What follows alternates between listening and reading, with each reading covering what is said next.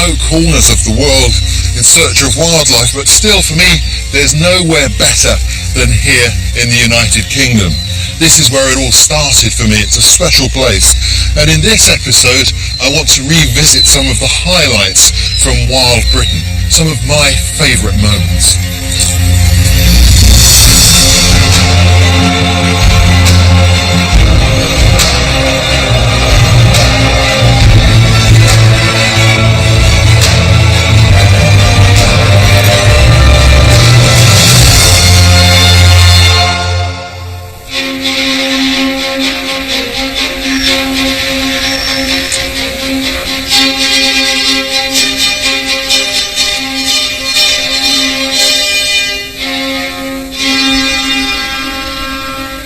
During Wild Britain, I've journeyed the length and breadth of our country, exploring its most beautiful, remote and wild habitats.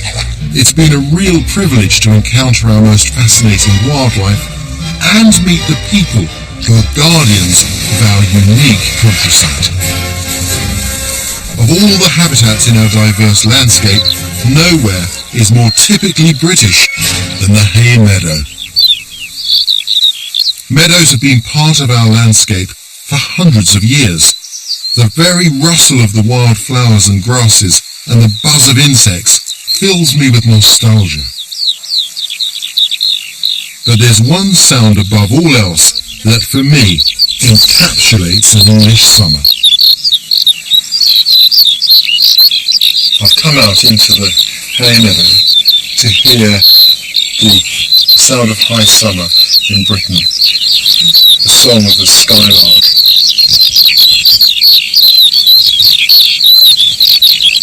That sound is like liquid sunshine, isn't it? It's here in the rural idyll of the Mendip Hills that I went in search of one of our most charismatic birds. The secret to finding almost any species in the wild is finding the right habitat. Green woodpeckers need trees because they need nesting sites and they need abundant insects, and particularly they like these anthills like this. Just going to sit quiet now and watch.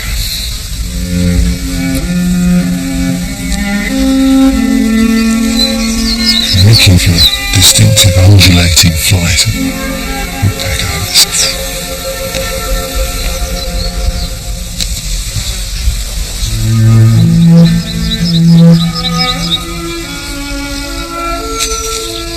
This is green woodpecker. Juvenile green woodpecker. Busy collecting ants, I think.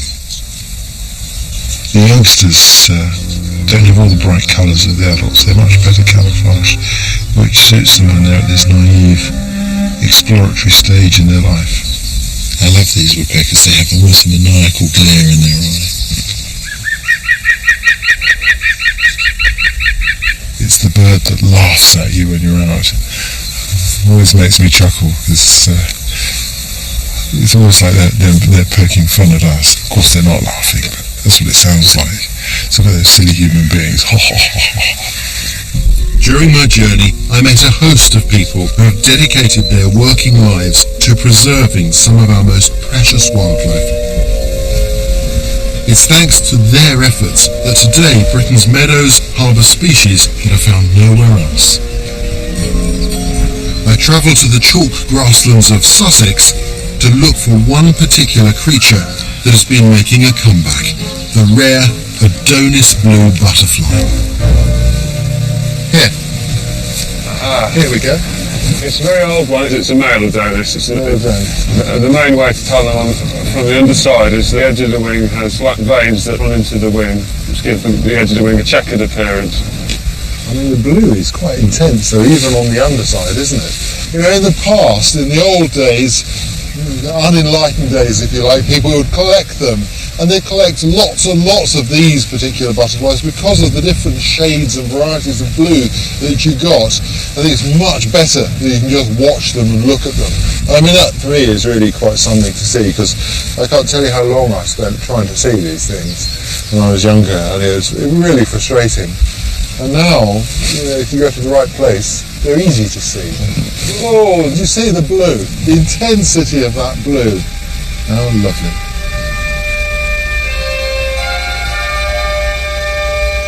But it's not just the rare species that I find rewarding.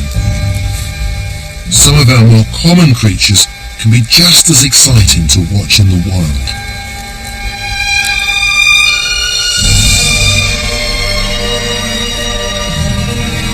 In Sussex, I was lucky enough to come face to face with one of our best loved mammals, the badger.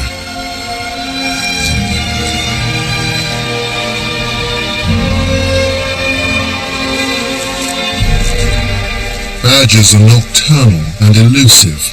They spend their day in their huge underground sets that they dig from the flinty chalk ground using their powerful front claws.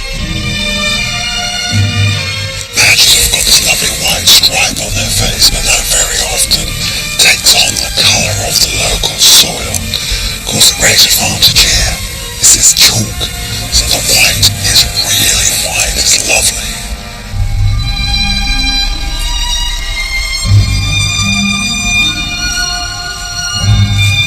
You know, I've spent so long outdoors camping. I bump into these animals on a regular basis. It's not very often you get to see them as clearly as that. They really are magic creatures. It's experiences like this that keep bringing me back outdoors. Isn't it magic? Any journey through wild Britain would be incomplete without exploring our heathlands.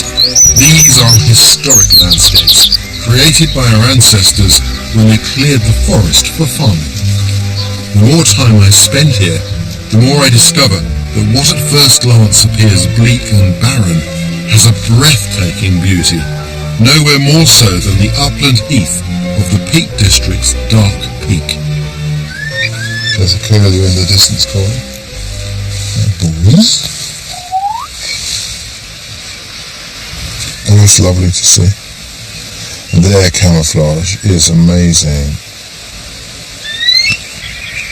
The heath habitat is valuable nesting and feeding ground for a wealth of bird life. With RSPB officer Tim Melling, I was lucky enough to catch sight of a short-eared owl hunting across the moor. It's one of the few British owl species you can see during the day. Here he goes. Oh yes. Very, very stiff-winged fly. Yes. I did that. Did you see he flaps his wings really fast and then just drops like a stone? He did it 2 or 3 times there. They have the most incredibly vivid, I guess a chrome yellow eye, isn't it? Oh, bright yellow. It is even more yellow than a number plate on a car, isn't it? When they don't want to draw attention to the nest with that superb plumage, those yellow eyes stand out like a beacon. So what she does is she always closes her eyes, not completely, squints. Just squints, yes. So you can't see the yellow at all, just the pupil there. They've got this very, it's hard to describe, imperious look. They remind me a little bit of pictures of Napoleon. They've got that puffed out chest, and when they look around, I'm in charge. They certainly are in charge on this moor. Next, I'll be revisiting some more of my personal highlights from wild Britain. From the clear waters of our lowland rivers to my favourite habitat of all, the forest.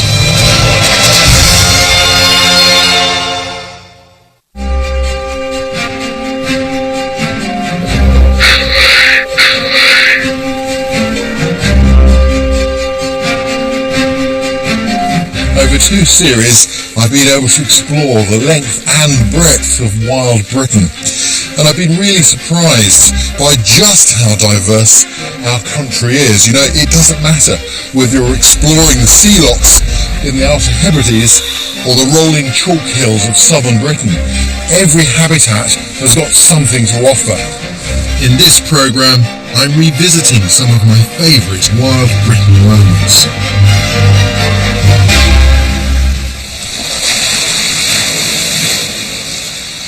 On an island where you're never more than 75 miles from the sea, the coast has always played an important role in the ecology of British wildlife.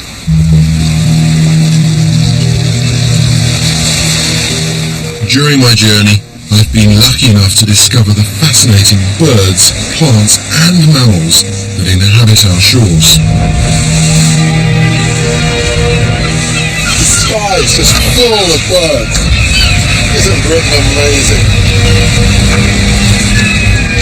But some of our country's most beautiful wild places are actually the freshwater habitats you find inland. For me, Britain's rivers, broads and wetlands have a magnetic appeal. The moment you get onto the water, you cease to be an alien exploring the environment from afar. You become intimate with nature, the water, everything. The beautiful Somerset Levels are a very special place to explore. They're some of just a few lowland wetlands left in Britain, and one of our most important habitats for insects and birds. It was here I saw one of my favourite birds in action. For agility and speed, these small falcons are hard to beat and have to be one of Britain's most impressive predators. Now there's the great threat to the dragonfly. That's a bird that can certainly handle it on the wing, no difficulty. That's a hobby.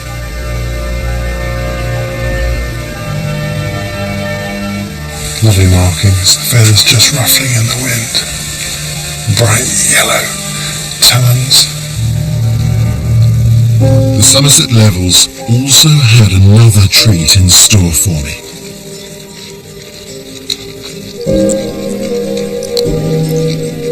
That's lovely. Beautiful. It's a sight that was once very common in Britain, and then there was a decline in the otter population. We used to hunt otters, but that really wasn't the main problem. I think the main problem was the loss of habitat and pollution. So I'm glad to say that they are returning and finding their way into rivers where they haven't been seen for generations. Lovely. Great to watch. In midsummer, I went to explore the lowland rivers of Norfolk. These clear, chalk-fed waters are home to the striking kingfisher. But after 2 harsh winters, my chances of actually seeing one were slim. You can sometimes call a kingfisher up by mimicking their call.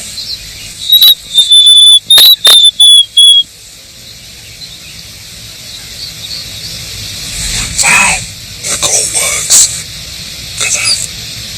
That's the first kingfisher I've seen this year. That's really lovely. They're such beautiful birds. But of all the wetland creatures, there's one that I was particularly excited to see. The lovable water vole is sadly Britain's fastest declining mammal, so it was really special to see one thriving in Norfolk's River Wensum. Water voles are so comical. I love watching them. And that was once a very common sight in Britain. But in the last 30 years, their population has declined by 94%. That's faster than black rhinos are being lost in Africa. It's a national disgrace. It's something that we must pay attention to. And what I think is really interesting is an animal like this is great fun to watch, but they're also a litmus. They tell us about the environment and what we're doing to it.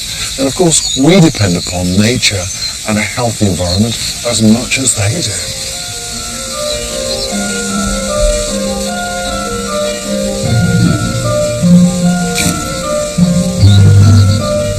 East Anglia's rivers and broads are a paradise for wildlife lovers, and it was in Suffolk that I met Helen Smith, who is passionate about a creature that might not be everybody's cup of tea.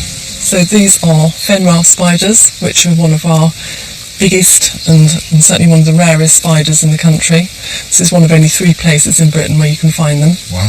With the big white stripes down the side. It's got white stripes down the side, dark body, quite a cigar-shaped body. They're quite elegant spiders. This male should be in his 3rd summer, so he'll mate with all the females he can and then die of exhaustion. Do they hunt on the surface? Yeah, they do. And he can just sit around on the water surface, and the water surface is taking his weight, so you just see little dimples where his legs touch the water. Helen, which is probably the strangest place I've ever had to interview somebody. Really? How much time do you spend in these ponds? Well, quite a lot, actually. I spend several weeks in the ponds every summer. Yeah. But it's smelly, you know it's smelly. Yeah. But it's just an incredibly privileged place to be, really. That has to be one of the best parts of my work, meeting people like Helen, even if I have to climb into a fen to do it. Just going to lay these down in the sun to dry. You know, people like her are so special. She's typical of a whole host of people who champion rare and endangered species. Now that's the joy of nature study. The more you learn, the more a part of a landscape you begin to feel. And the more you feel it, the more you cherish it, the more you understand its importance. And that's what it's really all about.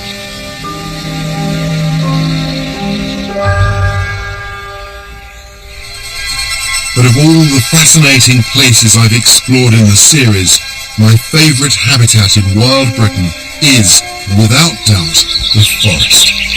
From the ancient yew woodlands of the Sussex Downs to the mighty Caledonian pine forest in the Highlands of Scotland, Britain's woodlands contain layer upon layer of rich habitat that's simply bursting with wildlife.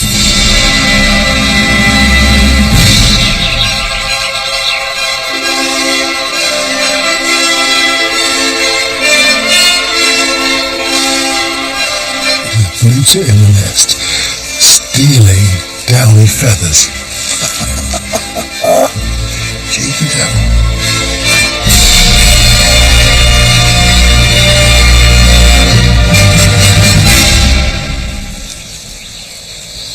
Of course, it's the trees themselves that provide the backbone of Britain's woodlands. These living symbols of strength and endurance have stood witness to so much human history. None more so than the magnificent granny pines of the Caledonian pine forest. This would have been a sapling at about the time of the Great Fire of London, and it's one of only a handful of trees that have survived from that time. But look at the scale of it.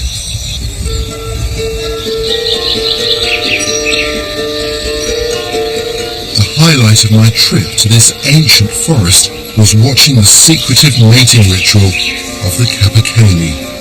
This forest is the only place in Britain where you can see these large grouse performing their elaborate ritual called the lek.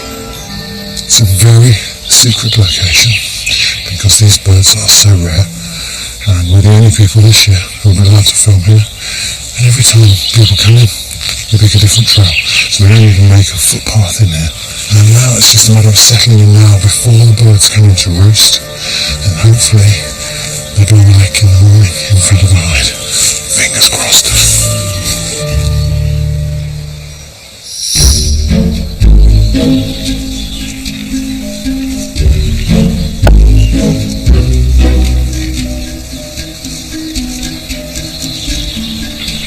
Just see that bird there. It's about, I'd say that's 60 centimetres away. This male capercaillie looks like a rather pompous character from a 19th century costume drama, but in fact he's proudly and rather fiercely guarding his patch of ground from other males. You can still see one of the male birds displaying up there on the rise. Suddenly two males appear in front of our hide, giving off their distinctive clopping warning call.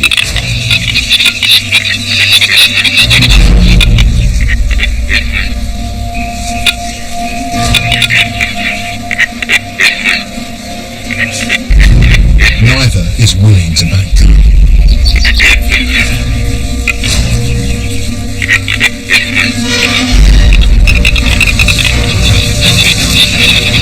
A furious fight breaks out.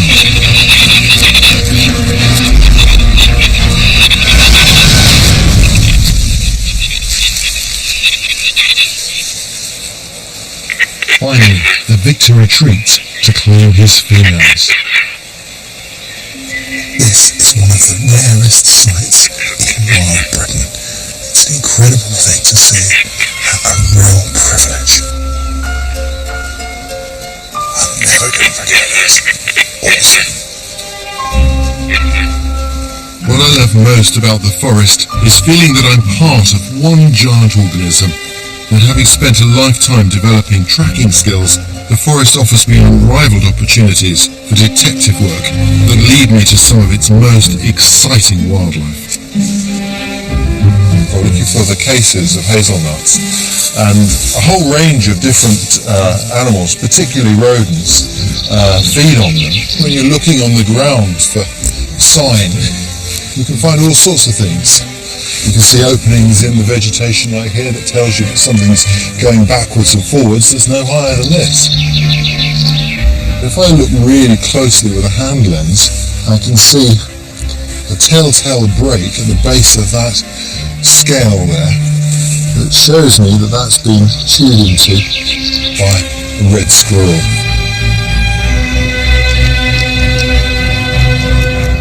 Wild boar kind of walk down that heel a little bit. It's exactly what we've got here. That's a very big animal. Maybe that's the boar. Wild boar have been missing from our forests for 300 years, but have recently returned to the forest of Dean, where I was lucky enough to have one of my most memorable encounters.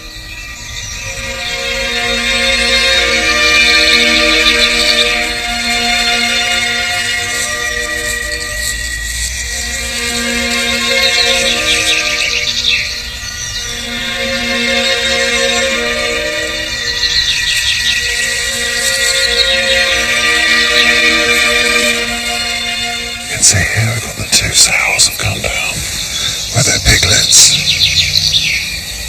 That one there, she's a lot more alert. The wind's all over the place, they can scent us. She can hear me now, I think, as well. The other sow is completely unconcerned. And the piglets, well, they're just having the time of their life there.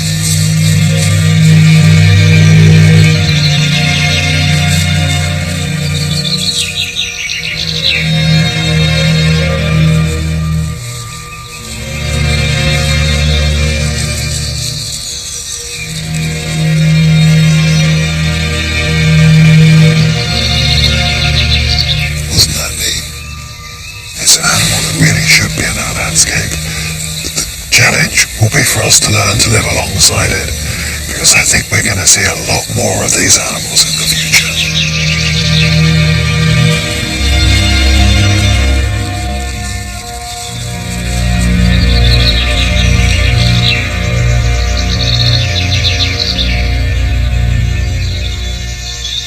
Exploring Britain has been a really fun journey. And one of the great things about our country is that it doesn't matter where you live, you're never very far from countryside worth exploring. To me, that's one of the most enriching experiences in life. It's something that we must cherish and pass on to future generations. For exclusive extras from Wild Britain, the chance to win a family wildlife walkabout course at Mears' Bushcraft School Woodlaw, plus £1,000 cash. Just go to itvworld.com, terms and conditions apply. The rebellion begins. Harry Potter and the Order of the Phoenix is tomorrow night at 6:35. We're back to Coronation Street.